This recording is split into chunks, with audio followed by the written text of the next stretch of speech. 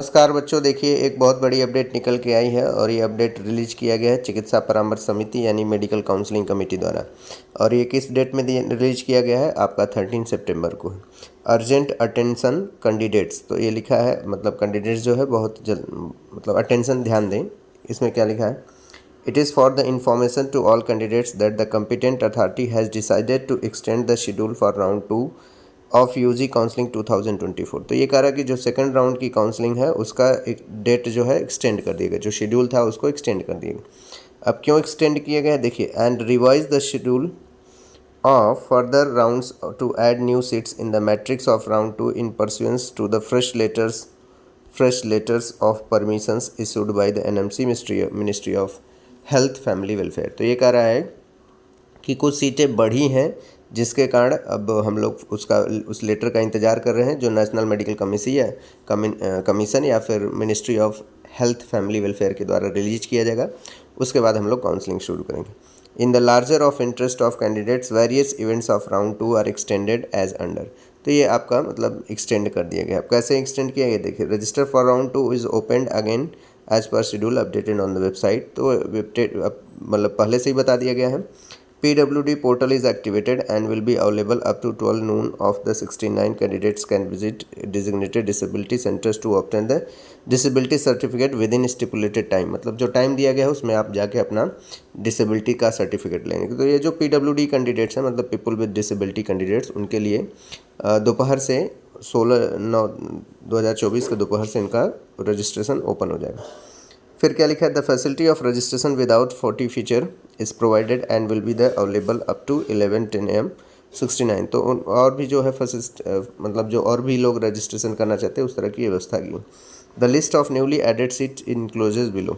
अब जो नई सीट ऐड किया गया है वो आपको नीचे दिखाया गया है। तो देखिए इसमें क्या दिखाया गया है, तो देखिए यहाँ पर दिखा गया है, यह है इंस्टीट्यूट और यह है इंस्टीट्यूशन और फिर ब्रांच कोड दिया गया है।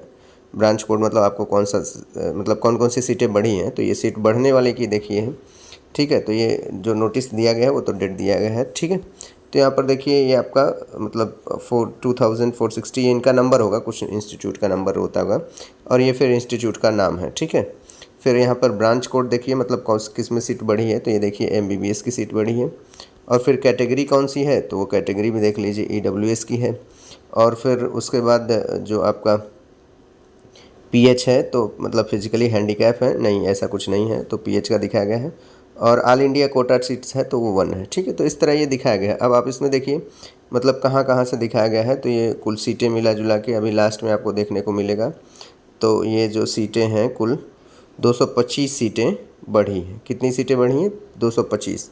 तो देखिए 225 सीटें टोटल कुल बढ़ी हुई आपको मिल रही हैं, ठीक है। ऑल इंडिया कोटा मतलब पूरे भारत लेवल पे 200 सीटें। जैसे मैंने बताया था आपको यूपी में भी कुछ कॉलेज का, तो ये देखिए यहाँ पर लिखा भी है। अब जैसे मैंने एक दिन आपको पिछले न्यूज़ में बताया ही था कि जैसे ये देखिए आपका लखीमपुर खीरी है, लखीमपुर खीरी है, लखीमपुर खीरी, लखीमपुर खीरी। तो ये सब जो है लखीमपुर खीरी जो है आपका ऑटोनॉमस स्टेट मेडिकल कॉलेज है, इसमें ये बढ़ाया गया है। तो आपका कहाँ से है? उत्तर प्रदेश से। तो उत्तर प्रदेश में ज़्यादा सीटें बढ़ी हैं, जैसा कि मैंने आपको बताया ही था कि आप देख लीजिए यहाँ पर दिखाया गया उत्तर प्रदेश में कितनी सीटें बढ़ी हैं।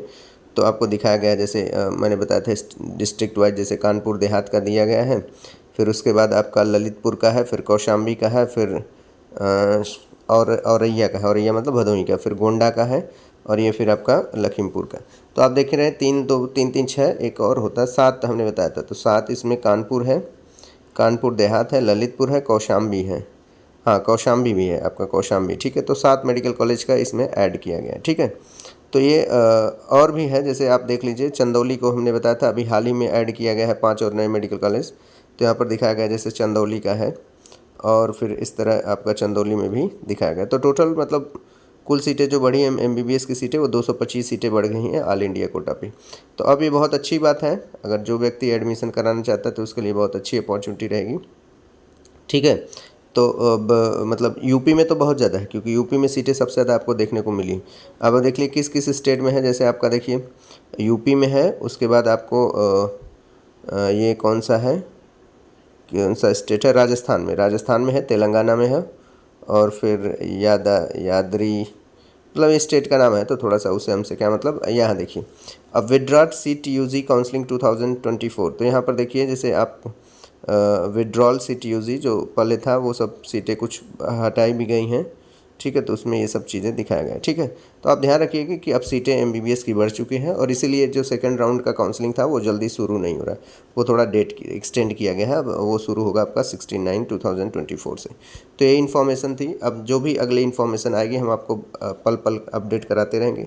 और जो बच्चे किसी कारणवश नीट यूजी 2024 का क्वालिफाई नहीं कर पाए हैं वो मुझसे जुड़े बायो बूस्ट क्लासेस, बीबीसी पाठक ट्यूटोरियल्स, इस पे आपको लेक्चर, मॉक टेस्ट और भी क्वेश्चन मतलब सीरीज़ क्वेश्चन सब प्रोवाइड किए जाते हैं, ठीक है।